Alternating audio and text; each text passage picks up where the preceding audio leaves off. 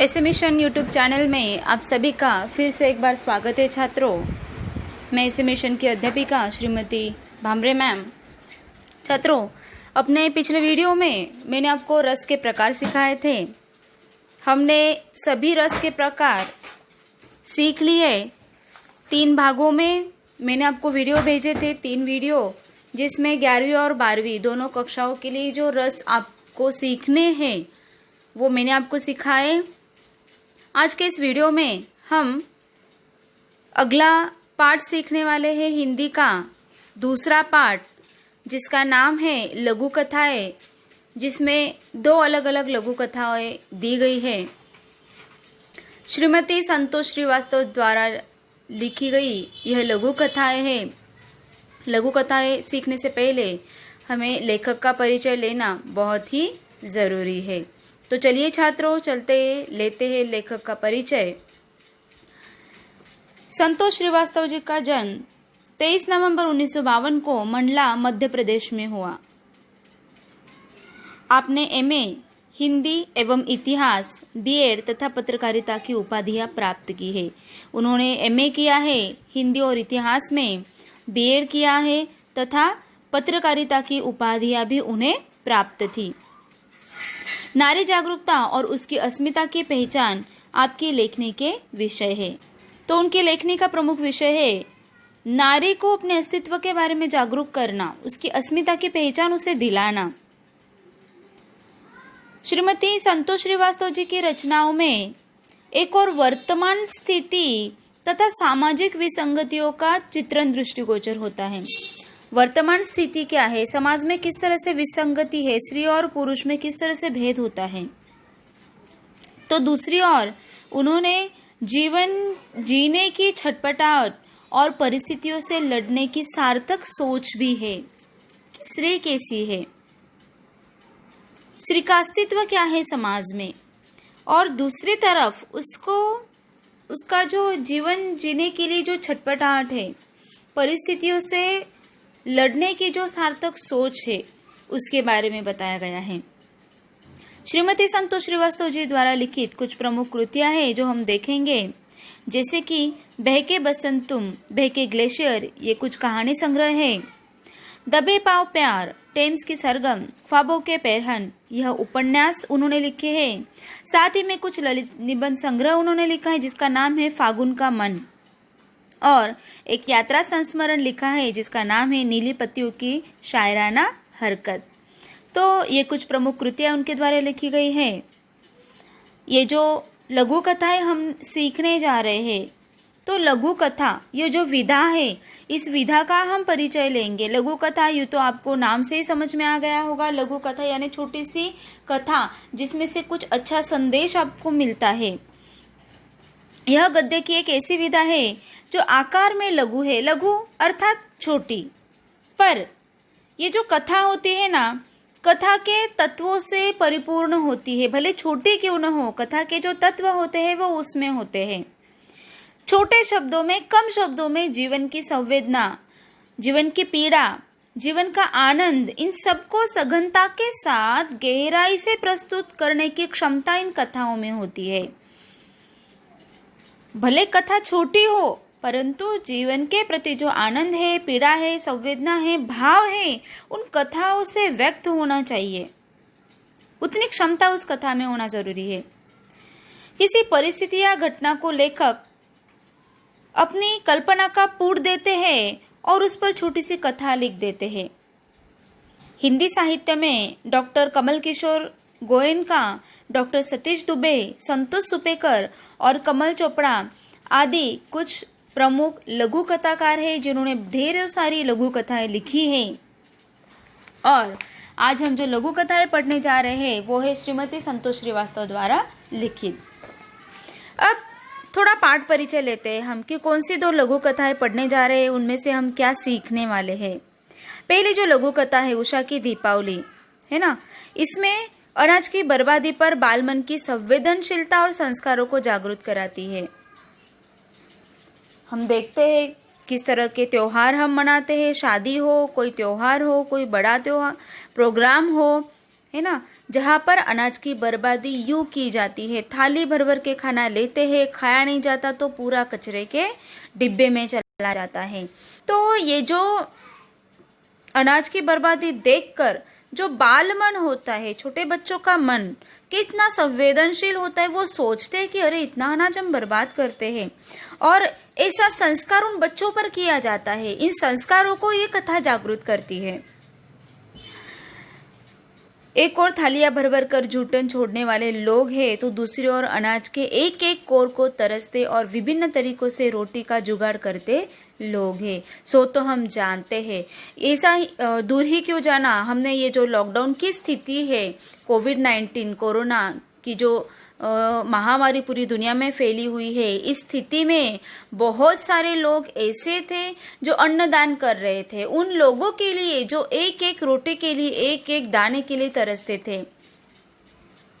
और कुछ लोग ऐसे होते हैं जहाँ पर कहीं शादी हो, कोई प्रोग्राम हो, जहाँ पर थाली भर भर कर खाना यूं ही फेंका जाता है ना। तो ऐसे लोग भी होते हैं कि थालियां भर भर कर खाना जूठा छोड़ देते, खाया नहीं जाता। और दूसरी ओर सड़क पर सोने वाले लोग, मजदूर लोग, जो जिन्हें खाना नहीं मिलता है, ऐसे लोग। तो ये जो विरोधाभास है, इस कहानी के माध्यम से बताया गया है। मुस्कुराती चोट जो दूसरी लघु कथा हम सीखने वाले हैं, उसमें आर्थिक अभाव के कारण पढ़ाई न कर पाने की विवशता तथा मजदूरी करके अपनी पढ़ाई जारी कर रखने की अदम्य इच्छा को दर्शाती है। मुस्कुराती चोट, देखो नाम ही कैसा है इस कथा का, मुस्कुराती चोट। चोट जो मुस्कुराते हुए सह लेता है, या फिर चोट ऐसी जो लगने के बाद चेहरे पर मुस्कुराहट आती है। भला ऐसी कौन सी चोट हो, और ये चोट भला वो क्यों सहता हो, है ना। देखो वहां पर दिया है कि आर्थिक अभाव के कारण पढ़ाई नहीं कर पाता है कोई, इसलिए वो विवश होता है, और मजबूरी के कारण मजदूरी करके अपनी पढ़ाई को जारी रखने की इच्छा भी उसके मन में है ना। उस इच्छा को वो दर्शाते, अर्थात इच्छा, जैसे जहां पर इच्छा हो, where there is a will there is a way. अगर आपको मन से कुछ करने की इच्छा हो तो कोई ना कोई मार्ग, कोई ना कोई रास्ता जरूर ही निकल आता है। बस मन से कोई चीज करने की इच्छा होना जरूरी है। यह बाल मजदूरी जैसी समस्या को इंगित करते हुए हौसला देती है, आशावाद को बढ़ाती सकारात्मक और संवेदनशील लघु कथा है। साथ ही में बाल मजदूरी, एक छोटा बच्चा है कि किस तरह से अपनी पढ़ाई जारी रखने के लिए उसे मजदूरी करनी पड़ती है ना। बाल मजदूरी को भी जो समस्या भारत में ज्यादातर है, उस समस्या को भी हमारे सामने यहाँ पर रखा गया है। और साथ ही में जीवन में किस तरह से आशावादी रहना चाहिए, सकारात्मक दृष्टिकोण हमें कैसे रखना चाहिए, यह हमें इन कहानियों से सीखने के लिए मिलता है। तो आइए छात्रों, शुरू करते हैं पहली लघु कथा, जिसका नाम है उषा की दीपावली। तो चलिए हम पहला गद्यांश पढ़ेंगे। मैं सीधा पहले गद्यांश की ओर चलती हूँ। दादी ने नरक चौदस के दिन आटे के दीप बनाकर मुख्य द्वार से लेकर हर कमरे की देहरी जगमगा दी थी। देखो छात्रों, हम बहुत सारे त्योहार मनाते हैं, लेकिन देखो कहानी का नाम ही है उषा की दीपावली। यहाँ पर एक त्योहार का उदाहरण लिया गया है, दीपावली का, और जिसे हम कहते हैं कि यह होता है दियों का त्योहार, जिसमें ढेरों सारे दिए जलाए जाते हैं, रोशनी ही रोशनी होती है घरों घरों में। तो ऐसा यह त्योहार है। नरक चौदस के दिन दादी ने आटे के दीप बनाकर मुख्य द्वार से लेकर हर कमरे की देहरी जगमगा दी। नरक चौदस, दीपावली के ठीक पहले पड़ने वाली जो चतुर्दशी होती है, वह होता है नरक चौदस का दिन। अब इस दिन आटे के दिए बनाए जाते हैं, और देहरी पर, देहरी यानी दहलीज पर, यानी दरवाजे की जो चौखट होती है, चौखट के नीचे आने वाली जो लकड़ी होती है ना, उस लकड़ी को कहते हैं देहरी, जिसे लांग कर हम घर के अंदर प्रवेश करते हैं। तो हर कमरे की ऐसी दहलीज थी जिस पर दादी ने आटे के दीप बनाकर रख दिए थे। हम जानते हैं कि दिवाली पर बहुत सारी मिठाइयाँ बनाए जाते हैं, अच्छे अच्छे पकवान बनाए जाते हैं और पूरे घर में उन पकवान की खुशबू होती है, मिठाइयों की खुशबू होती है। घर पकवान की खुशबू से तरबतर था, यानी क्या, तरबतर यानी भीगा हुआ था, गीला था, यानी पूरे घर में उस पकवान की खुशबू फैली हुई थी। क्या क्या बनाते हैं हम दिवाली में? दिवाली में हम चकली बनाते हैं, लड्डू बनाते हैं, मिठाइयाँ बनाते हैं, अलग अलग तरह की सेव बनाते हैं, फिर करंजी होती है, फिर चूड़ा होता है, सेव होती है, ये सब होता है। ये सब पकवान जो होता है उनकी खुशबू पूरे घर में फैली हुई है। देखिए यहाँ पर कुछ पकवान के नाम दिए हैं, जैसे कि गुजिया, पपड़ी, चकली आदि सब कुछ था। गुजिया यानी क्या होता है? जो मैदा, खोए और चीनी से बनाया जाता है ना, उसे कहते हैं हम गुजिया, जिसे हम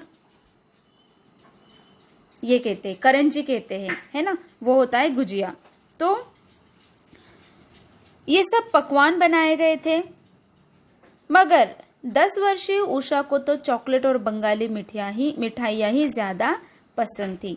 लेकिन इस कहानी की जो लड़की है 10 वर्ष की उषा, उसे सबसे ज्यादा क्या पसंद था? अर्थात चॉकलेट और बंगाली मिठाइयाँ। बच्चों को तो चॉकलेट बहुत ज्यादा पसंद होती है। दादी कहती है कि तेरे लिए तेरी पसंद की मिठाई ही आएगी, यह सब तो पड़ोसियों, नाते, रिश्तेदारों, घर मेहमानों के लिए है। अर्थात हम जो दिवाली पर मिठाइयाँ बनाते हैं, पकवान बनाते हैं, हम सब रिश्तेदारों में वो बांटते हैं, पड़ोसियों को देते हैं, घर आए मेहमानों को वो खाने के लिए देते हैं।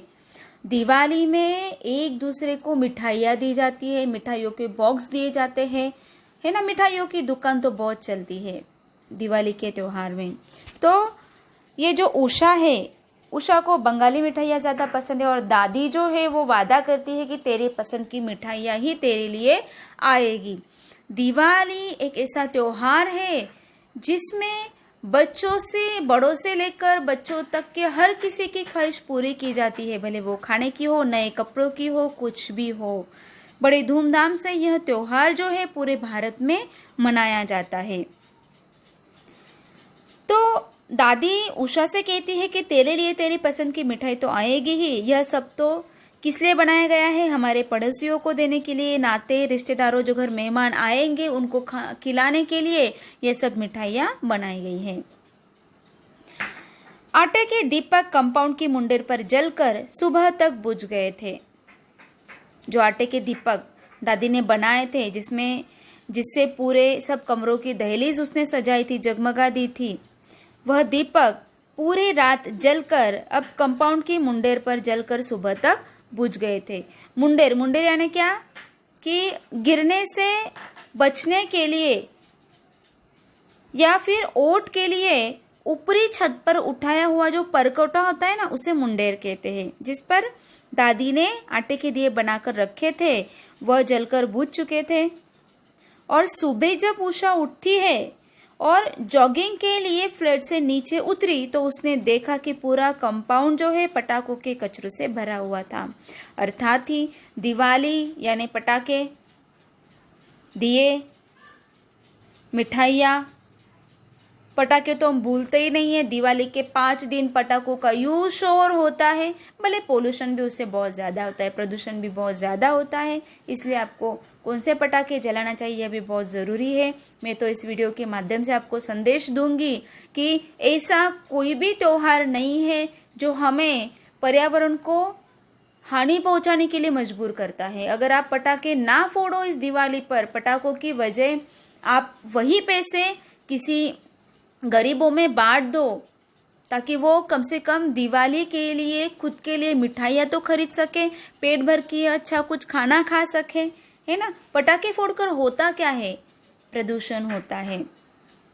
इसलिए मैं तो आप सबको बताऊंगी कि इस दिवाली पर आप पटाखे ना फोड़े।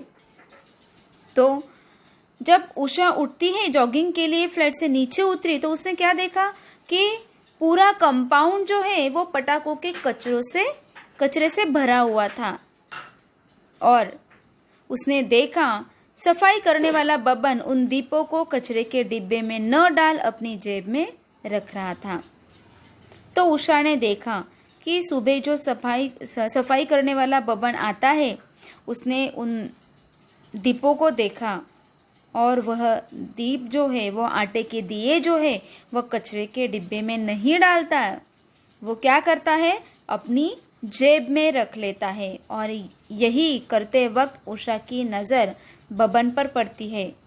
वह देखती है, सोचती है कि कृष्णकाय बबन, कृष्णकाय यानी दुबले पतले शरीर वाला वह बबन कंपाउंड में झाड़ू लगाते हुए हर रोज उसे सलाम करता था। जब भी उषा सुबह जॉगिंग के लिए निकलती थी, बिल्कुल उसी वक्त बबन कंपाउंड में झाड़ू लगाता रहता था और हर रोज उसे सलाम करता था। वही उषा जब उसे अपनी जेब में दीपक को डालते हुए देखती है तो उसे पूछती है, तुमने दीपक जेब में क्यों रख लिए? जब उसने देखा उसे दीपक जेब में रखते हुए तो उसके मन में कुछ सवाल आया, यही कि बबन इन दीपक को जेब में रखकर क्या करेगा। उषा ने उसे पूछ ही लिया। तो देखो बबन क्या कहता है कि घर जाकर अच्छे से सेक कर खा लेंगे, अन्न देवता है ना। बबन ने खिस्से निपोरे। तो देखो क्या कहा बबन ने कि इन दियों को मैं घर जाकर अच्छे से सेक लूँगा और खा लूँगा। आटे से जो बने थे, अन्न देवता है, अनाज इस तरह से फेंकते नहीं हैं, ऐसा बबन सोचता है। और ऐसे बोलते बोलते उसने खिसे निपोरे। उषा की आंखें जो है वह विस्मय से भर उठती है, आश्चर्यचकित हो जाती है उसकी आंखें। तमाम दावतों में भरी प्लेटों में से जरा सा टूंगने वाला मेहमान और कचरे के डिब्बे के हवाले प्लेटों का अंबार उसकी आंखों में सैलाब बनकर उमड़ आया।